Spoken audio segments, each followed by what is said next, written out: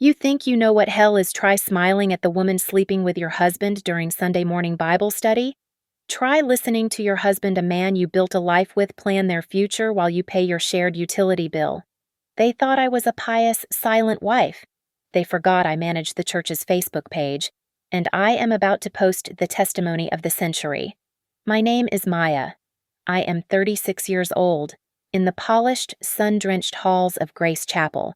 I am known as the reliable one, the quiet helper. I am the woman who designs the sleek, professional-looking bulletins everyone compliments after service, the one who ensures the potluck sign-ups are color-coded, the one who smiles and nods and fades perfectly into the background. Our community, here in this sprawling suburb of Denver, is the kind of place people move to for the schools and the clean air. It's a picture of modern Americana, all tidy lawns and overlapping carpools. Grace Chapel is its beating heart. And I, a freelance graphic designer working from home, have always poured my quiet talents into it. My husband, David, is nothing like me. At 38, he is the opposite of quiet. David is the star. He is charisma personified, a man whose smile seems to generate its own light, whose handshake is firm and reassuring. He sits on the church board, but his true power comes from his role as the manager of the Community Outreach Fund. He has a genuine gift for making people feel the urgency of God's work, a talent that makes them open their hearts and, more importantly, their checkbooks. He is handsome, devout, and dedicated. He is, to everyone else, the perfect husband. And then there is Sarah, 34, and married to our senior pastor, Miles. Sarah is the walking, breathing embodiment of pious perfection. She runs the Family First Ministry, a position she uses to relentlessly extol the virtues of biblical marriage and the sacred duty of motherhood. Her voice is always soft, always laced with concern, and it always, somehow, manages to sound like a judgment. We are the core of Grace Chapel. David the provider, Sarah the moral compass, and me, Maya, the humble worker bee. I am the worker bee. I am the one who, 5 years ago, volunteered to manage the church's social media. I took the Grace Chapel Facebook page from 47 followers to just over 10,000. I built that audience from scratch, graphic by graphic, post by post.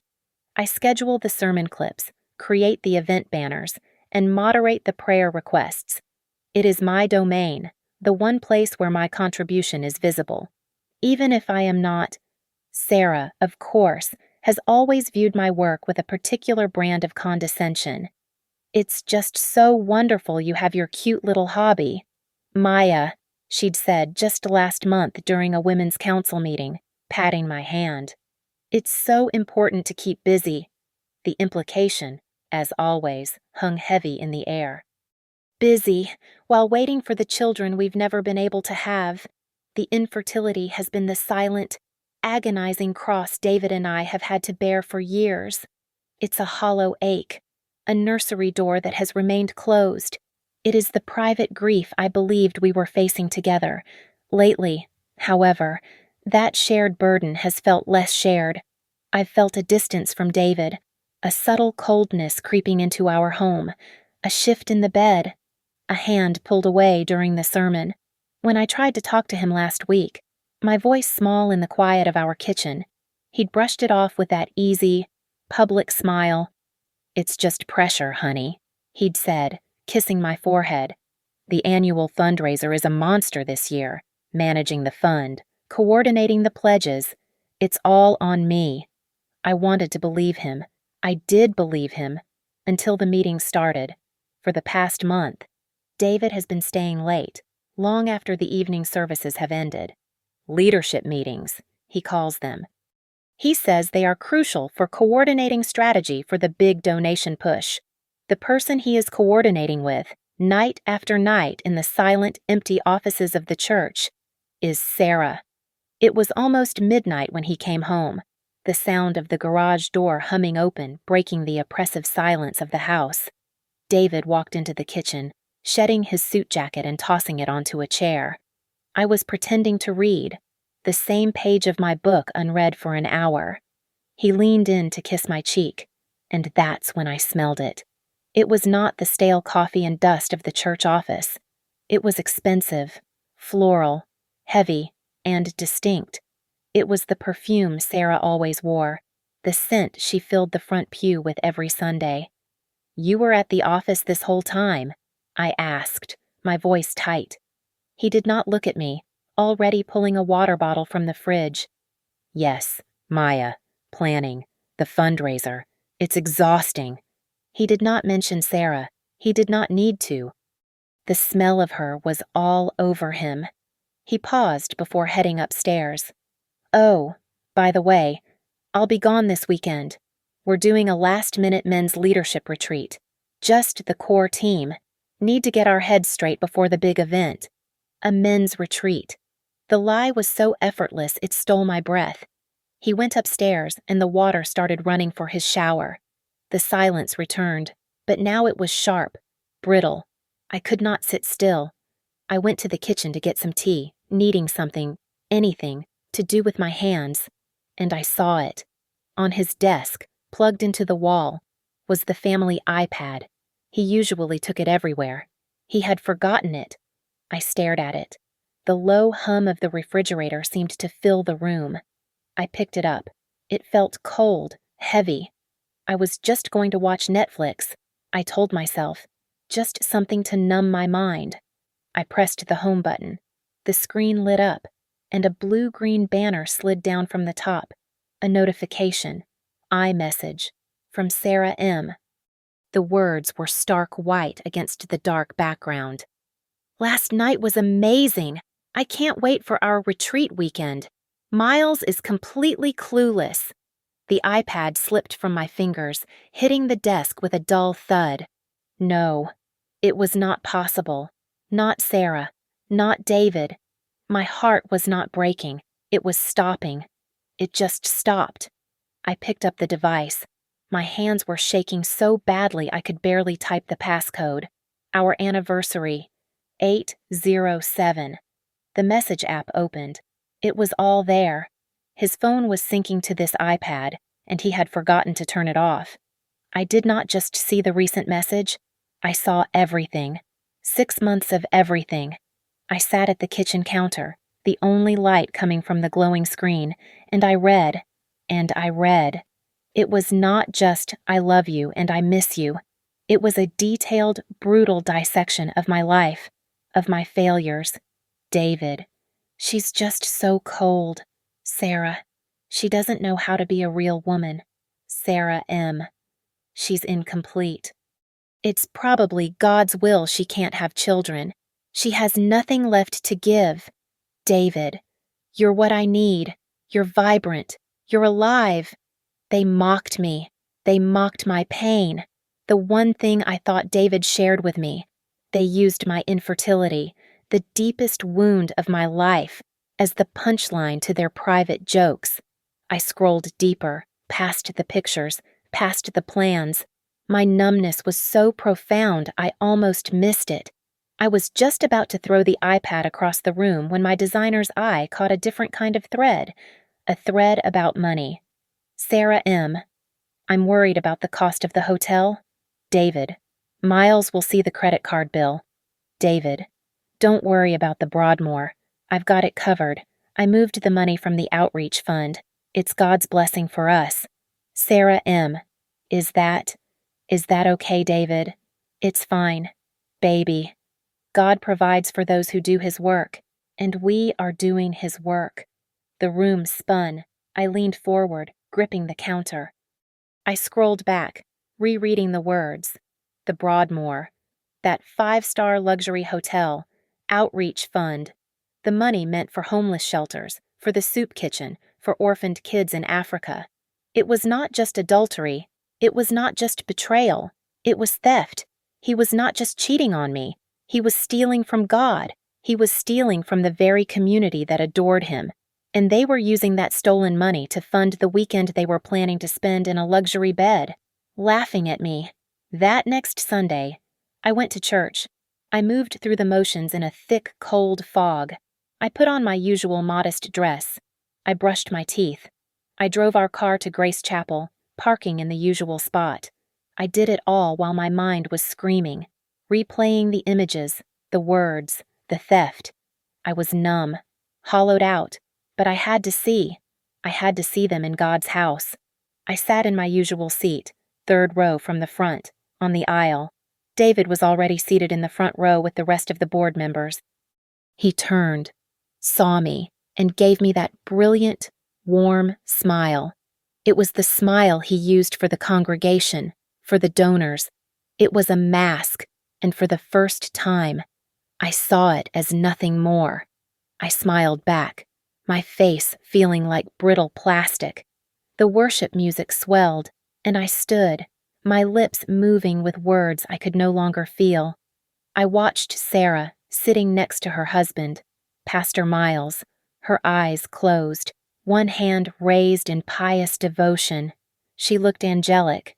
After the music, Pastor Miles, a good man, a kind man, took the podium. His face was bright, full of innocent enthusiasm. "Good morning, family," he boomed. "And it is a glorious morning now. We have a very exciting announcement to make about our annual community outreach fundraiser." I felt David's eyes on me from the front row. I kept my gaze fixed on Pastor Miles. "For the past 5 years," Miles continued, "our own Maya has done such a wonderful, faithful job coordinating the media and the launch for this event." He gestured to me, and a light, polite applause rippled through the room. "Thank you, Maya, for your quiet service." He smiled, then turned. "But this year, we felt God calling us to a new level.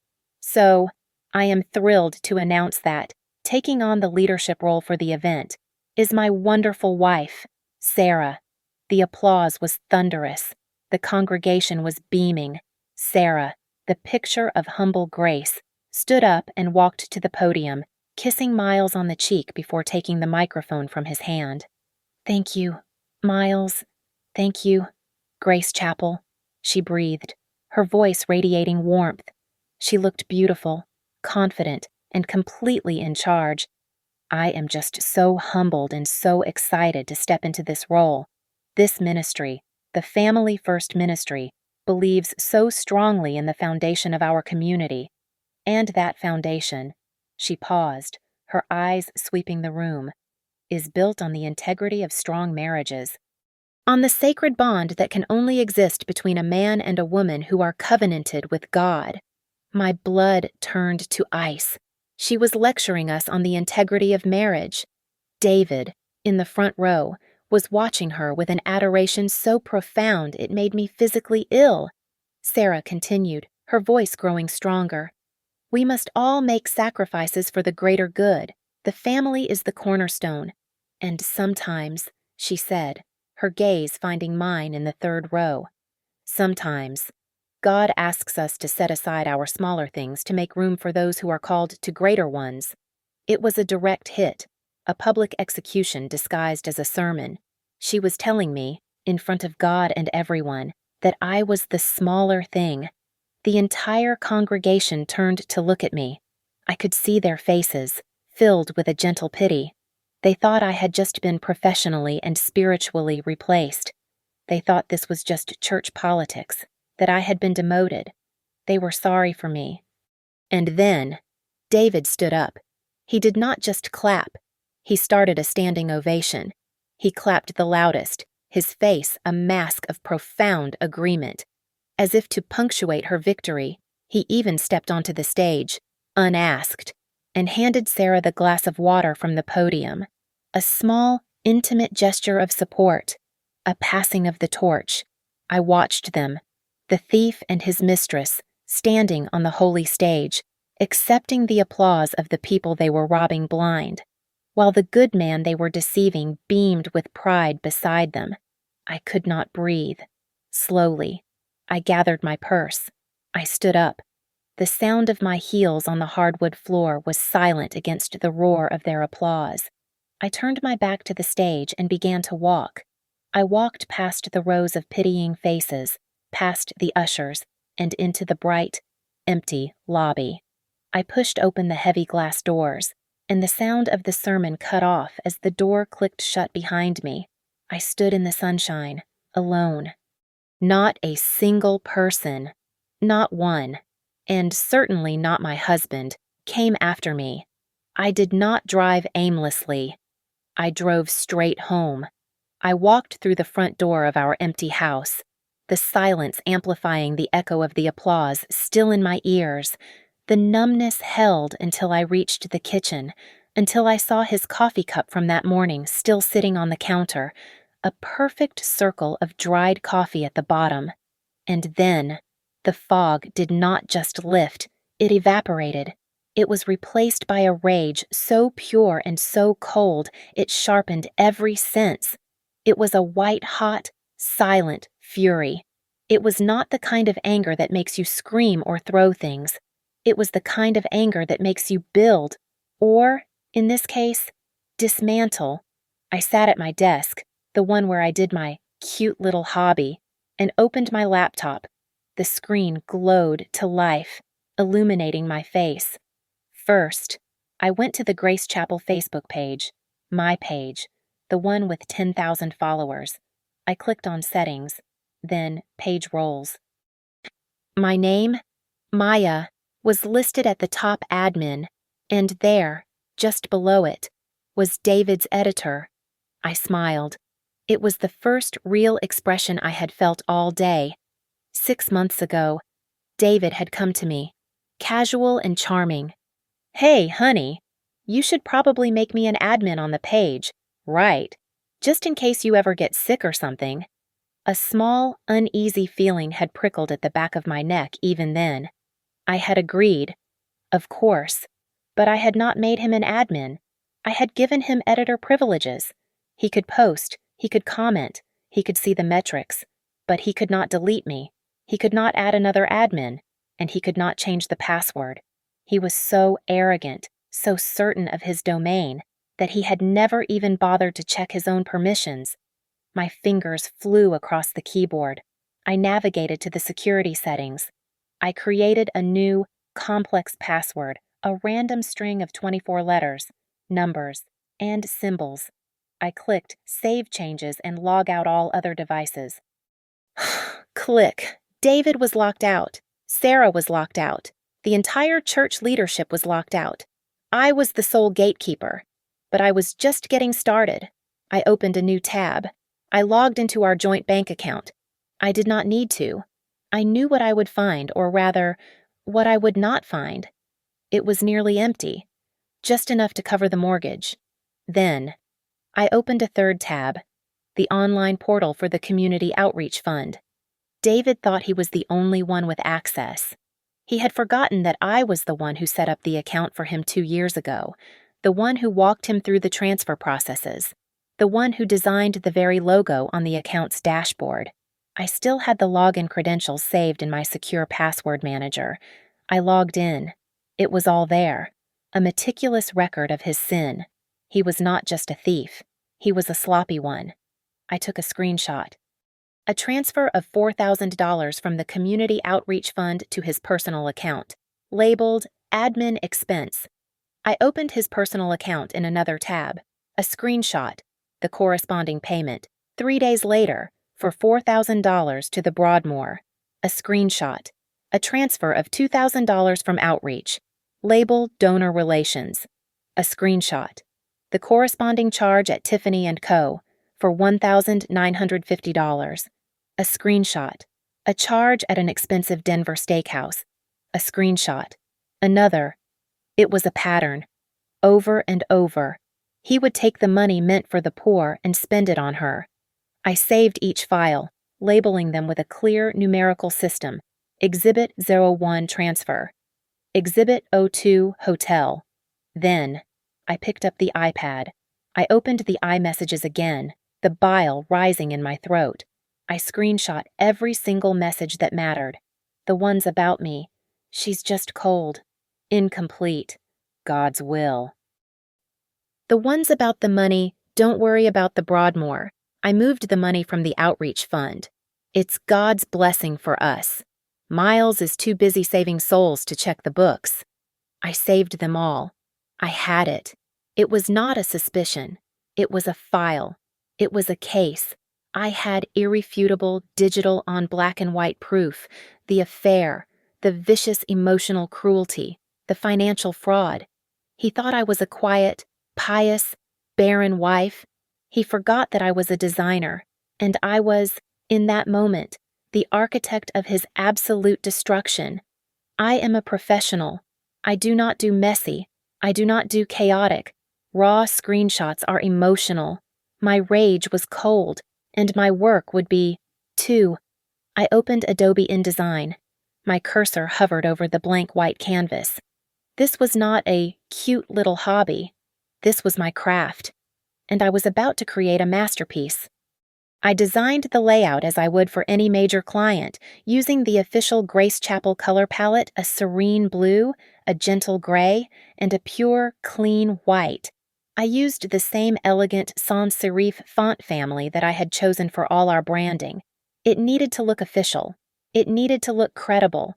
I created a title for the Facebook album, a special report, a financial and ethical review of the Family First Ministry. Then, I began to create the infographics, one by one. The first image was a diptych.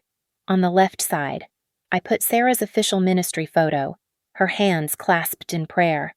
Below it, I typed her most famous quote from last year's sermon, "The sanctity of marriage is the bedrock of our faith, a holy covenant that must be protected above all else." On the right side, I placed the iMessage, that clean blue bubble. "Last night was amazing. I can't wait for our retreat weekend. Miles is completely clueless." I made sure their names were clearly visible. The second image was my favorite. I built a clean, corporate-style flowchart, a box at the top, in chapel blue, Grace Chapel Community Outreach Fund for Orphans and Shelters. An arrow pointed down to a red box, David's personal bank account. From there, the lines split. One arrow pointed to the Broadmoor Luxury Hotel, $4,000. Another to Tiffany & Co., $1,950. I titled it simply, "An Overview of Donor Fund Allocation." The third image was a direct quote, superimposed over a faded, watermarked image of the church's cross. It was David's iMessage, in his own words, "Don't worry about the money. Miles is too busy saving souls to check the books." I had my case. It was clean. It was undeniable. But I felt like there was one more piece. I went back to the iPad, and just on a hunch, I checked David's synced cloud drive. He was always backing things up, proud of his tech-savvy nature. And there it was. It was not a photo. It was a video file. Weekend, MP4. Only 15 seconds long. My hand was shaking as I clicked it. The video opened. It was dark, clearly a hotel room.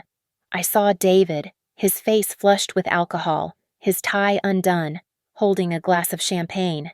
The camera panned, and there was Sarah. Her hair was down, and she was wearing a hotel robe, laughing. David raised his glass, his voice slurring. "A toast," he said, "to the fools at Grace Chapel." Sarah shrieked with laughter and clinked her glass against his. "To the fools," she echoed, "for funding our ministry." The video ended. I did not throw up. I did not cry. I downloaded the file. I embedded the video directly into the Facebook post. It would be the final slide in the album. Now, for the caption. I wrote it carefully, my voice professional, detached, and full of the humble service they all praised me for. "Good evening, Grace Chapel." As the administrator of this page for the past 5 years, I have always felt a deep, spiritual, and ethical obligation to our community. It is in the spirit of that transparency that I am sharing this report. After a recent review, I discovered several gross improprieties and conflicts of interest within the leadership of the Community Outreach Fund and the Family First Ministry. The attached album contains a full financial and ethical review.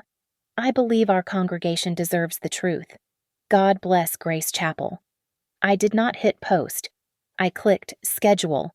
I pulled up the official event invitation I had designed for the fundraiser gala, the one that was still, at this very moment, the cover photo on the Facebook page, the one that listed the key speakers. Keynote address by Sarah M. 8:00 p.m. I set the post to go live, Saturday, 8 p.m. precisely.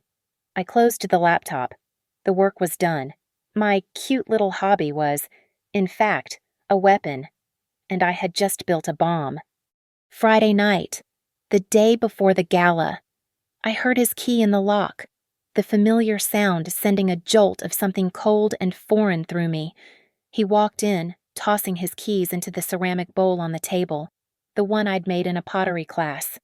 "Hey," he called out, his voice booming with the easy confidence of a man who believes the world is his. He walked into the kitchen where I was stirring a pot, and he kissed the top of my head. "Wow, smells incredible. My favorite." He was radiating smugness. The transition of power on Sunday had exhilarated him. He loosened his tie, sitting at the kitchen island. "You know, honey," he said, flipping through the mail, "I think Sunday, as hard as it might have been for you, was a real blessing. Sarah just has that natural anointing for leadership. You know she's going to knock it out of the park tomorrow." I kept stirring. "You're probably right." He looked up, surprised by my easy agreement. He smiled, a look of profound, patronizing kindness. "That's my girl," he said. "Listen, I know this leaves you with some free time. Maybe it's God's way of telling you to focus on your design work. Build up that clientele. It will be good for you to have a purpose." "My purpose." I nodded, plating his food.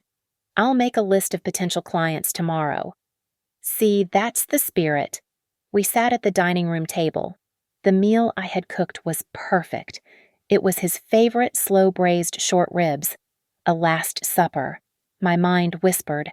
The silence in the room was heavy, broken only by the sound of our silverware. The silver, a wedding gift. The plates, our shared registry. The entire scene was a stage set for a life that no longer existed. David's phone, placed face up beside his plate, buzzed and buzzed again. He picked it up, his thumb swiping across the screen.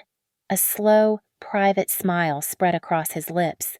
He was looking at the phone, but his smile was for her. He was so arrogant, so secure in my submission, that he did not even bother to hide it. I watched him type a reply, his other hand still holding his fork. "Is that Sarah?" I asked. My voice was even just curious. He glanced up, the smile vanishing, replaced by minor irritation. "Yes, Maya. We're just finalizing the speaker order for tomorrow. It's a lot of pressure." "Of course," I said. I took a sip of water. The glass felt heavy. "Are you worried about it?" "The fundraiser. It's a big goal this year."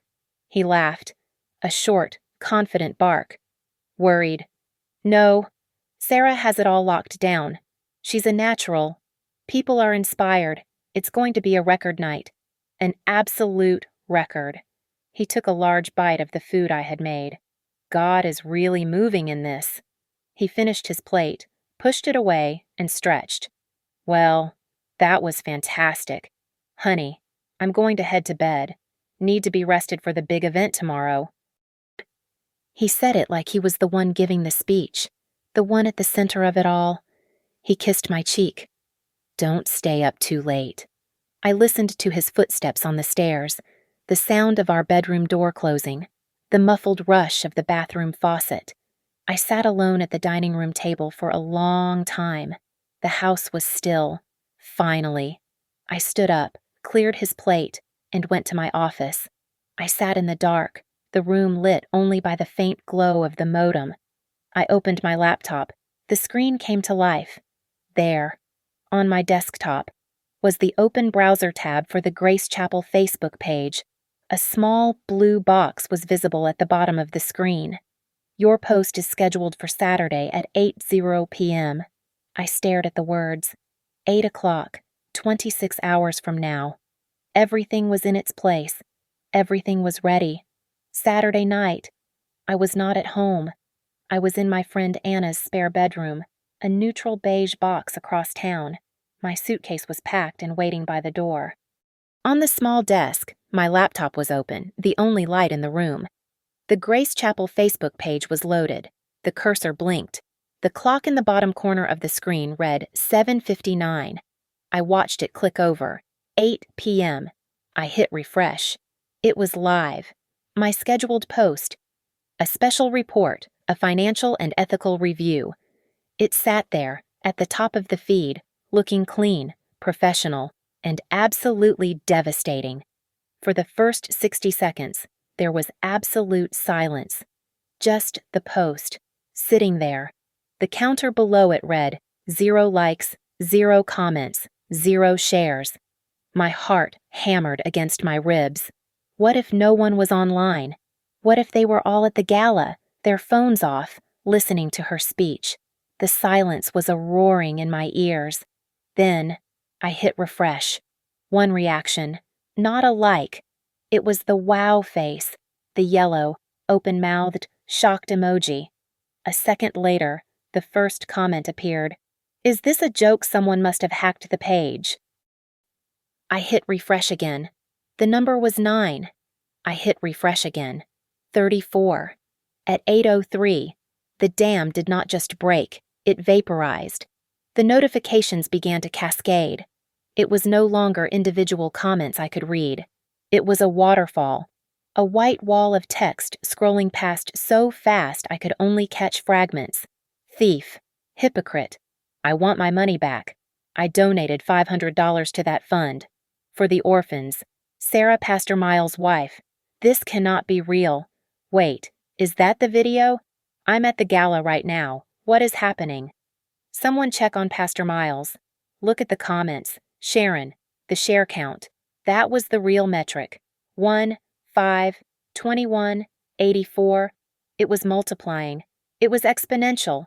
People were not just commenting, they were broadcasting.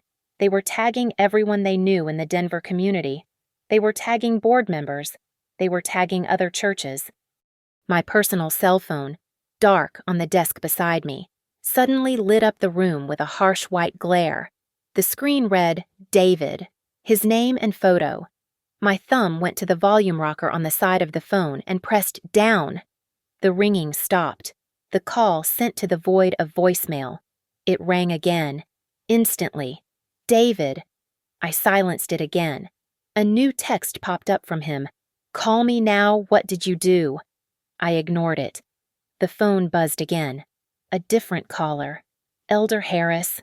A board member. I silenced him. The phone buzzed again. Pastor Miles. My breath caught. My stomach twisted with a genuine, sharp pain. He was a good man. He was collateral damage in a war he did not even know was happening. His name flashed on my screen, bright and innocent. I looked at it for a long second, my heart aching for him. I pressed the button. Silenced. I turned my attention back to the laptop. The Grace Chapel Facebook page was a living thing. The comments were in the thousands. The video, the 15-second video of them toasting their deceit, had hundreds of plays. It was not just our 10,000 followers anymore. The shares had pushed it out. It was in other Denver community groups. It was being tagged by local news aggregators. This was not a church scandal anymore. This was a digital wildfire. It was out of my hands. It was out of anyone's control. The digital avalanche of notifications was overwhelming, but it was abstract. It was just data. I needed eyes. I needed to see the impact. I opened a new browser tab, my fingers steady. I searched the hashtag for the gala, Grace Gala, then, on Instagram, Grace Chapel. And there it was, a Facebook live feed, cross-tagged, being shared by a dozen people in the comments of my post. It was an amateur stream, broadcast by a woman I vaguely recognized from the choir. The video was vertical, shaky, and filmed from the back of the ballroom. The audio was a tinny echo, muffled by the acoustics of the huge, carpeted space. But the view was perfect. She had a clear shot of the stage, and there was Sarah. She was magnificent, bathed in the glow of a warm, single spotlight. Her dress was a glittering, floor-length silver gown. Her hair was swept up, and she was at the height of her power, radiating confidence. She was in the middle of her keynote address, the speech she had been planning with my husband. "And so we build." Sarah's voice warbled, distorted through the phone's tiny microphone. "A foundation of trust, a ministry built on the sacred rock of the family. A ministry." The sound in the ballroom, the sound I was hearing through the feed, began to change. First, I heard a low murmur through the phone's microphone. It was not applause. It was the sound of whispering, starting, just as mine had, from the back tables. The live streamer herself seemed distracted, the camera jiggling as if she were fumbling with her own device. Then, a wave of chimes and buzzes, a symphony of notifications, dozens, then hundreds, of phones vibrating on linen-covered tables, all at once. The camera focused back on the stage, but the energy was broken. Then the live streamer panned slightly, to a table near the front. Table 3. I saw Elder Harris, a stern, older man. He pulled his phone from his tuxedo pocket, his brow furrowed in annoyance, likely assuming it was a mistake. I watched his face. It was a perfect, silent study of destruction. His expression moved from annoyance to confusion to a pale, slack-jawed horror. He grabbed the arm of his wife sitting beside him. She looked at him, irritated. He did not speak. He just shoved the phone into her face. I saw her eyes widen. Her hand flew to her mouth, and I heard her sharp, audible gasp, a sound that cut right through the live stream's audio. On stage, Sarah sensed the shift. Her practiced, warm cadence began to crack. The energy in the room, her energy, had vanished, replaced by a cold, electric dread. The foundation," she stammered, her smile tightening, is strong. It is." She stopped. She looked out at the room. No one was looking at her. Not one person. The entire room of 500 donors, the entire congregation, was bathed in the ghoulish blue-white light of their cell phone screens. "Mr. Miles," Sarah asked, her voice suddenly small, confused, searching for her husband in the front row. Is everything okay?" The live streamer, the woman from the choir, must have heard a commotion behind her. She turned abruptly, spinning the camera a full 180 degrees. The video was a blur of panicked faces and half-empty glasses. The camera finally landed on the double doors at the far back of the ballroom, the main exit, and there was David, my husband. He was not walking. He was not excusing himself. He was sprinting. His face was a mask of white, abject panic. I saw him shove a waiter, sending a tray of champagne flutes crashing to the floor. He slammed his entire body weight into the door's push bar and burst out into the lobby, fleeing the scene. He was abandoning her. The live streamer gasped and spun the camera back toward the stage, just in time for the final act. Elder Harris was on his feet, but he was not walking to the podium. He was walking, his face like thunder, toward Pastor Miles, who was sitting in the front row, looking confused. We could not hear the words. I just watched the image. The elder showed Pastor Miles the phone. We saw the pastor's profile. He took the phone, squinting at the screen. He stared. For 1 second, 2 seconds. His hand, the one not holding the phone, began to shake. He did not look up. He just swayed. He put his free hand out, fumbling, and gripped the side of a floral arrangement on a nearby table to keep from falling over. He just stared, his entire world ending on a 5-inch display. Sarah was still on stage, frozen, the microphone in her hand, the spotlight still on her. She looked like a beautiful, terrified statue. I did not need to see any more. I reached forward and, with one calm, steady finger, I closed the laptop. The screen went black, plunging the small guest room into absolute silence. It was done. I slept for 3 hours, the deepest, most dreamless sleep I'd had in a year. I was woken not by an alarm, but by the sound of violence. A fist was pounding on the apartment door, so hard the cheap frame rattled. It was 1 o'clock in the morning. "Maya, Maya, I know you're in there, open this damn door." It was David. He sounded like a caged animal. My friend Anna, who was sleeping on the couch, looked at me with wide, terrified eyes. I shook my head, put a finger to my lips, and walked calmly to the door. I looked through the peephole. He was a wreck. His tuxedo jacket was gone, his tie pulled loose, his hair wild, his face was blotchy and streaked with tears and sweat. His eyes were red-rimmed and frantic. "Maya, so help me God, open the door, take it down," he screamed, his voice cracking. He pounded again. I unlatched the deadbolt and opened the door. He was in mid-pound, and his fist, raised to strike again, just hung in the air. He stared at me. I was wearing a simple t-shirt and pajama pants. My hair was down. My face was calm. I said nothing. "Take it down," he whispered, his voice collapsing. "Maya, please, take it down. Right now." "No," I said. My voice was quiet, flat, and absolute. The fight in him deflated, replaced by a desperate, pathetic pleading. He stumbled forward, grabbing my arms. "Maya, please, please. What have you done?" I did not pull away. I just looked at him. You've ruined me," he choked out, his grip tightening. "You've ruined Sarah. You've ruined Pastor Miles. You've ruined the entire church, God's house, all of it gone." He was sobbing now, his composure completely shattered. He actually sank to his knees in the hallway, clinging to my hands. "You've destroyed us all." I looked down at the top of his head, at this man who I once loved, this man who was now a stranger kneeling in a public hallway. "No, David," I said, my voice cold as steel. "You did that. I just turned on the light."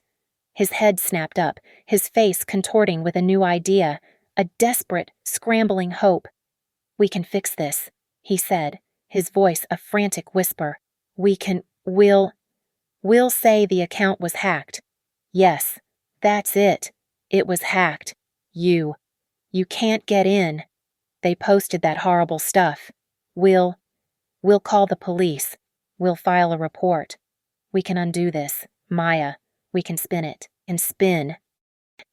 He was trying to get to his feet, a plan already forming in his deceitful mind.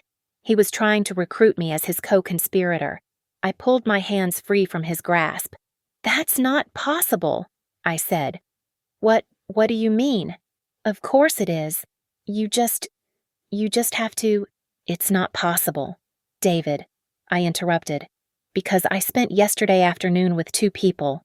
The first was a divorce attorney." His face froze. "The second," I continued, "was a forensic accountant. He was very interested in your transfers. He was also very interested in the deed to our house. He confirmed that since it was my premarital inheritance, bought with my mother's money, you have no claim to it. The attorney is filing the papers on Monday morning." He stared at me, his mouth half open.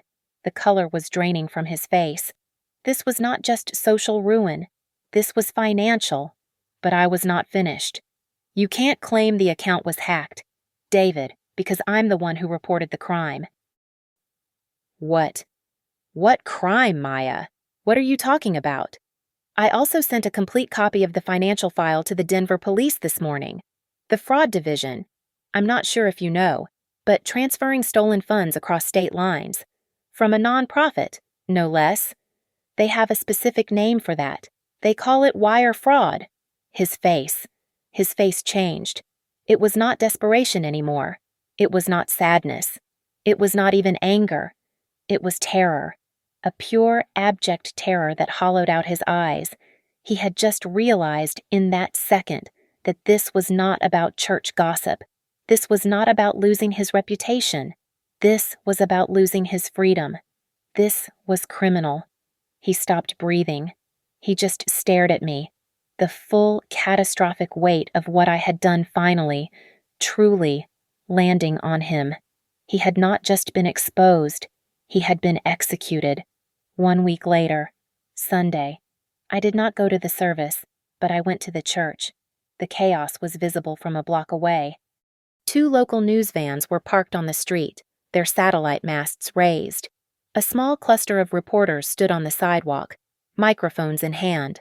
The congregation was milling about in the lobby and the parking lot. They were not greeting each other with holy kisses. They were clustered in small, angry, and confused groups. The schism was visible. I could see the faces of those who looked at me with open disgust and those who looked with a new, terrified respect. When I stepped out of my car and began to walk up the main sidewalk, a hush fell over the courtyard. It was like parting the Red Sea. People I had known for a decade, people whose children I had babysat, just stared. They stepped back to let me pass. I walked into the lobby.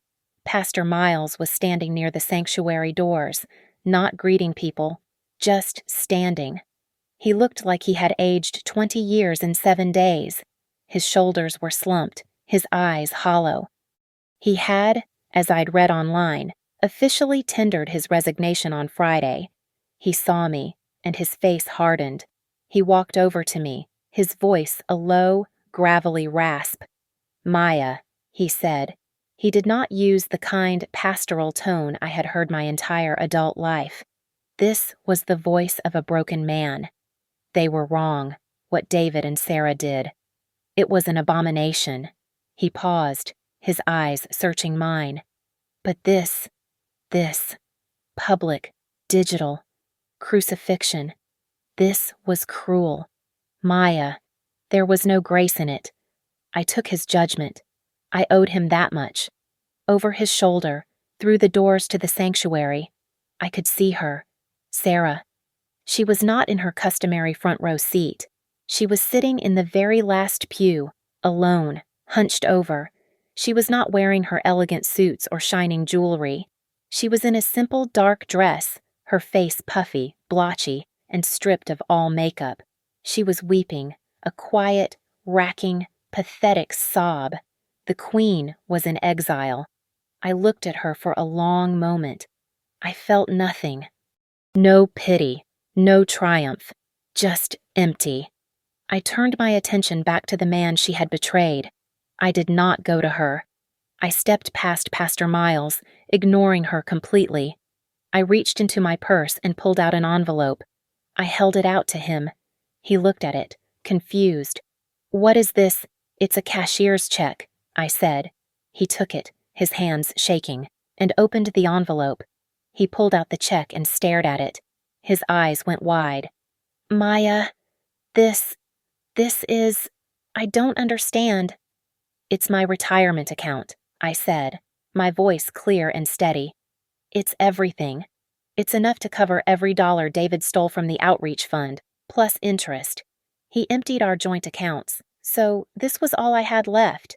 The pastor looked up from the check, his face a mask of stunned disbelief. But why after everything? Why would you do this?" I looked at him, and for the first time, I let my voice rise. I made sure the elders who were watching, the gossips who were straining to hear, all heard my final sermon. Because unlike my husband, I said, my voice ringing with a cold, clear finality, I actually care about the people that fund was supposed to help. I looked past him, one last time, at the woman sobbing in the back row. I did not make eye contact. I just registered her. A smaller thing. Indeed. Then I turned. I walked back through the lobby, past the silent, staring congregation. I pushed open the heavy glass doors, and the sound of the church cut off. I walked into the bright morning sunlight, past the shouting reporters, past the cameras. I got into my car, and I did not, for 1 second, look back. Thank you so much for listening to my story. I'd love to know your thoughts. so please comment below and let me know where in the world you're listening from. It's always amazing to see how far these stories travel. If this story resonated with you, please subscribe to Lily Revenge Stories and give this video a like. And if you really want to support the channel, hit that hype button to help this video reach more people who need to hear it.